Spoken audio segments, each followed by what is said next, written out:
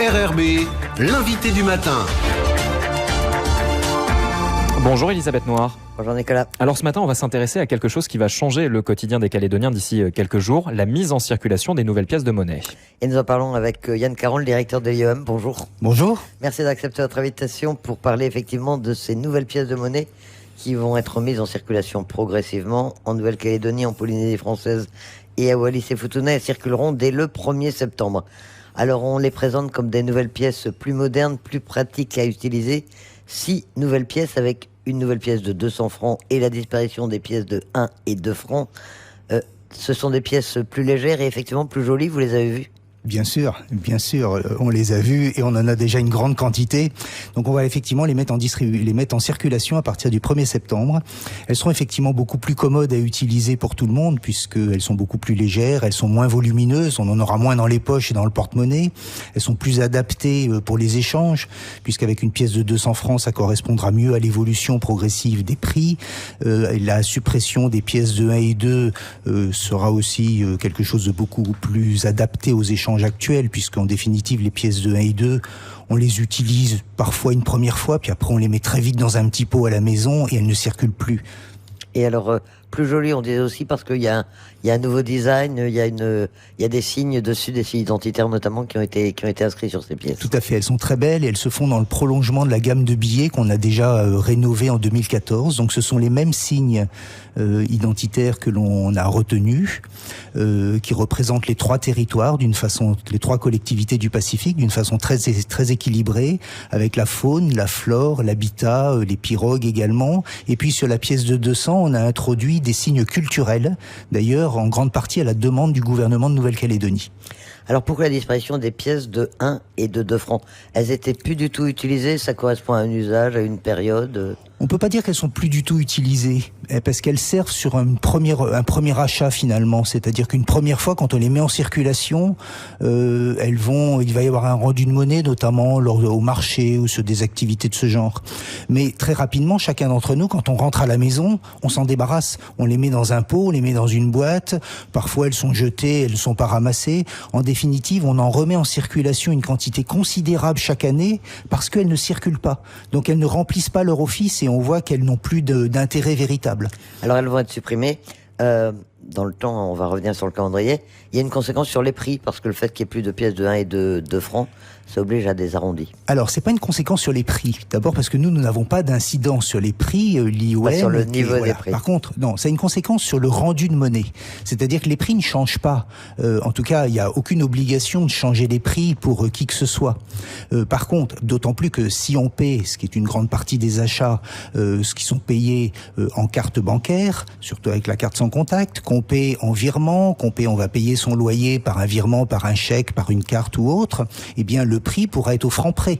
Si par contre on va effectivement payer son loyer ou des produits au marché ou que sais-je en espèces, à ce moment-là, si on a la monnaie, le prix est maintenu, on le paie intégralement. Si on n'a pas la monnaie, l'arrondi va se faire.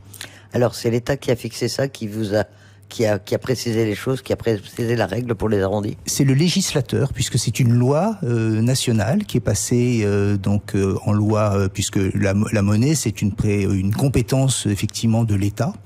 Donc c'est une loi nationale, c'est passé dans la loi de finances, ce qui fait que c'est une loi qui est applicable en réalité un article de loi qui est applicable depuis le 1er janvier 2021. Jusqu'à présent, peu de gens l'ont appliqué puisqu'il y avait encore, jusqu'à ces derniers mois, beaucoup de pièces de 1 et 2, puis on commence à les retirer petit à petit de la circulation et on souhaite vivement d'ailleurs pouvoir, maintenant que tous les gens puissent les utiliser, sortir les pièces qu'ils ont dans leur boîte et petits pots pour payer les achats avec, et ce qui va nous permettre progressivement de les sortir de la circulation. Alors, les nouvelles pièces sont mises en circulation à partir du 1er septembre. Elles vont être mises comment en circulation ? Ça se passe comment ?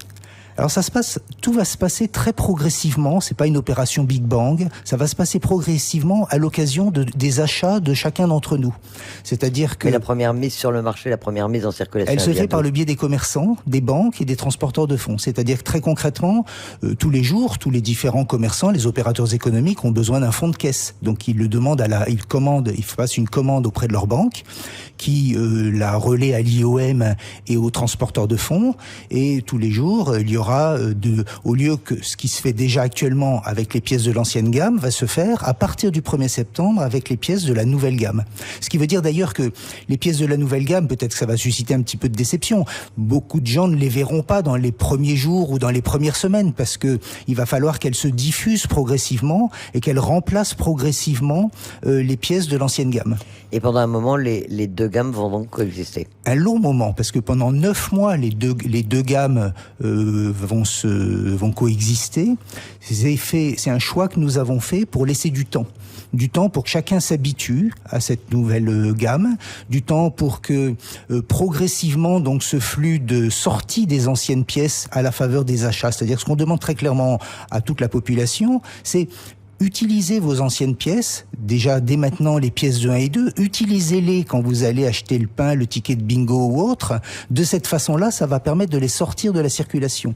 Et à chaque fois, du coup, les commerçants vont demander des pièces à l'IOM, des pièces de la nouvelle gamme, vont vous rendre la monnaie avec les pièces de la nouvelle gamme, et en quelques mois, très progressivement, sans qu'il y ait aucun processus administratif, les deux gammes vont se remplacer. Ce qui fait qu'au 1er juin 2022, il n'y aura plus que des pièces de la nouvelle gamme en circulation, puisque les pièces de l'ancienne gamme ne pourront plus être utilisées pour les achats. Et alors, qu'est-ce qu'elles vont devenir, ces anciennes pièces ? Vous allez en faire quoi ? C'est un très gros enjeu à la fois logistique et puis aussi un enjeu financier pour nous, puisque tout ça, c'est de l'argent public que l'on gère. L'IOM gère de l'argent public. C'est-à-dire qu'on va toutes les récupérer au fur et à mesure, donc elles nous reviennent par ce que chacun va utiliser auprès des commerçants, qui vont être rapportés aux banques, aux transporteurs de fonds, qui vont nous les apporter. Nous, on va les dénombrer, les compter, etc., les reconditionner et les réexpédier en métropole, où elles seront revendues à la Monnaie de Paris, qui fabrique les nouvelles pièces, et qui va récupérer le métal, refondre le métal. Donc c'est à la fois un enjeu environnemental, qui est très important, puisque ce sont des tonnes et des tonnes, c'est des dizaines de containers, c'est des dizaines de tonnes de métal de qualité, bien sûr, qui pourront être ainsi réexploités. Et c'est autant de métal, bien sûr, qui ne restera pas traîné dans la nature en Nouvelle-Calédonie ou partout ailleurs. Et puis derrière, il y a aussi un enjeu financier, puisque ça permet d'équilibrer aussi financièrement le coût de ce projet pour en réduire le coût. Parce que c'est une logistique énorme, en fait, que vous mettez en place, qui est mise en place depuis plusieurs mois. C'est une très grosse logistique qu'on prépare, qu'on a déjà mise en œuvre, puisqu'il y a aussi un gros processus de production industrielle en métropole de ces pièces. Comme je dis, ce sont des dizaines de tonnes de pièces, des containers et de nombreux containers, des transports par bateau, tout ça en pleine crise Covid, sur les 3 territoires, et avec la nécessité d'aller jusqu'aux endroits les plus reculés de chacun de nos territoires, ce qui va se faire progressivement, là aussi. Alors, nouvelles pièces et suppression de certaines pièces, ça veut dire aussi adaptation d'un certain nombre de machines qu'on utilise tous les jours avec des pièces. Tout à fait, c'est un vrai sujet technique, c'est-à-dire, et on rencontre, on travaille avec tous les partenaires, tous les opérateurs de toutes les filières sur ces sujets-là, c'est-à-dire que ce soit pour un parc-mètre, pour une machine à café, pour un distributeur de boissons, voilà, il y a bien sûr les automates bancaires, il faut les adapter techniquement pour qu'ils puissent accepter les pièces de la nouvelle gamme. Donc là aussi, ça va se faire progressivement pour que chacun puisse s'y retrouver. Il y aura des petits stickers qui seront collés à côté de la fente dans laquelle on glisse les pièces pour indiquer dans un premier temps cet automate accepte les pièces de l'ancienne gamme uniquement, de la nouvelle gamme, les deux, etc.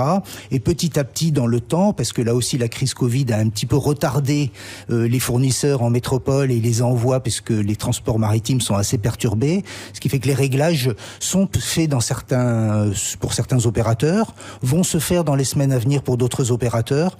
Moi je demande juste à chacun d'être vigilant, il y aura des petits indicateurs, une indication pour savoir quelles pièces on utilise dans chaque automate pour éviter qu'il se bloque, bien sûr.